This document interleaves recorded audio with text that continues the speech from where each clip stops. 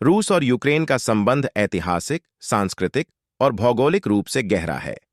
Ukraine कभी Soviet संघ USSR का हिस्सा था, लेकिन 1991 में सोवियत संघ के विघटन के बाद यूक्रेन स्वतंत्र देश बन गया।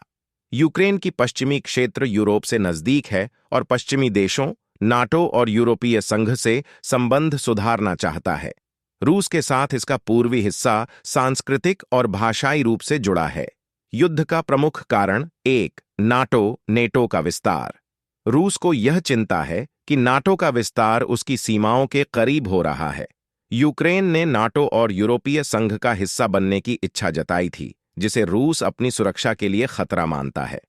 क्राइमिया संकट 2014। 2014 में रूस ने यूक्रेन के क्राइमिया क्षेत्र पर कब्जा कर लिया। रूस ने इसे अपना हिस्सा बताया, लेकिन इसे अंतर्राष्ट्रीय स्तर पर अवैध कब्जा माना गया। इसके बाद डोनबास क्षेत्र, पूर्वी यूक्रेन में रूसी समर्थित विद्रोहियों और यूक्रेन की सेना के बीच संघर्ष शुरू हुआ।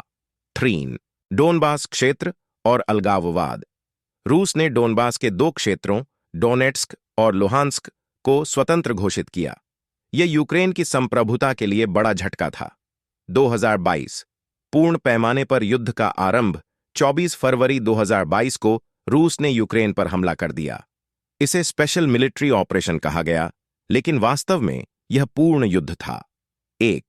रूस के लक्ष्य: यूक्रेन को नाटो और पश्चिमी प्रभाव से दूर रखना, डोनबास और अन्य रूसी भाषी क्षेत्रों पर नियंत्रण, यूक्रेन को डीनाजिफाई और डीमिलिटराइज करना। युद्ध के शुरुआती दिन रूस ने यूक्रेन की राजधानी कीव पर कब्जा करने का प्रयास किया। रूस ने मिसाइल और हवाई हमलों से यूक्रेन के कई शहरों को निशाना बनाया। यूक्रेन की सेना और नागरिकों ने कड़ा प्रतिरोध दिखाया। अंतर्राष्ट्रीय प्रतिक्रिया। अमेरिका, यूरोपीय संघ और नाटो ने रूस पर कड़े आर्थिक प्रतिबंध लगाए।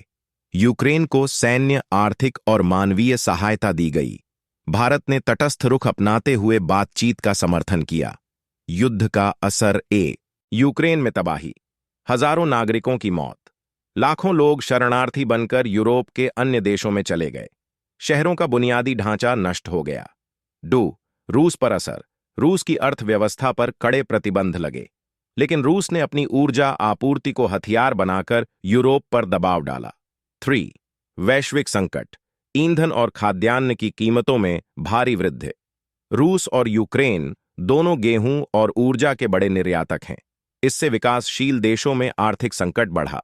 वर्तमान स्थिति 2024 तक युद्ध अभी भी जारी है। रूस और यूक्रेन दोनों ने भारी नुकसान झेला है। नाटो ने यूक्रेन को अधिक सैन्य सहायता देने की प्रतिबद्धता जताई। रूस ने यूक्रेन के कई हिस्सों में कब्जा जमाया है, लेकिन यूक्रेन ने कई क्षेत्रों को वापस हासिल भी किया। युद्ध का भविष्य। कूटनीति और बातचीत। कई देशों ने शांति वार्ता की कोशिश की है, लेकिन अभी तक कोई ठोस नतीजा नहीं निकला। अंतर्राष्ट्रीय दबाव। युद्ध समाप्त करने के लिए रूस पर दबाव डाला जा रहा है। यूक्रेन का प्रतिरोध। यूक्रेन ने साफ कर दिया है कि वह अपनी संप्रभुता पर कोई समझौता नहीं करेगा। निष्कर्ष: रूस यूक्रेन युद्ध आधुनिक युग का सबसे बड़ा सैन्य संघर्ष है, जिसने वैश्विक राजनीति, अर्थव्यवस्था और मानवता पर गहरा असर डाला है।